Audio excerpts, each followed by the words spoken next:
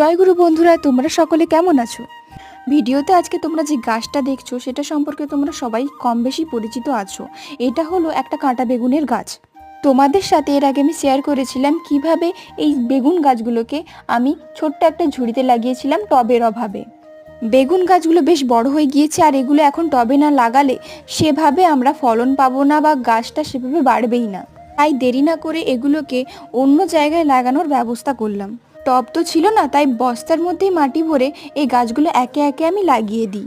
এই বস্তাগুলোতে আগের থেকে আমি বরবটির কিছু গাছ লাগিয়ে রেখেছিলাম, তো অনেক জায়গা ফাঁকা ছিল, ভাবলাম এগুলোর মধ্যেই লাগিয়ে দেওয়া যাক। বিভিন্ন গাছ সম্পর্কে এরকম ইউজফুল টিপস জানার জন্য অবশ্যই আমার চ্যানেলটা এক্ষুনি সাবস্ক্রাইব করে দাও এবং একটা লাইক করে যেতে ভুলো না কিন্তু। গাছগুলো লাগানো হয়ে গেলে সামান্য জল দিয়েছিলাম। আমার চ্যানেলে এই গাছগুলোর সম্পূর্ণ আপডেট তোমরা পাবে।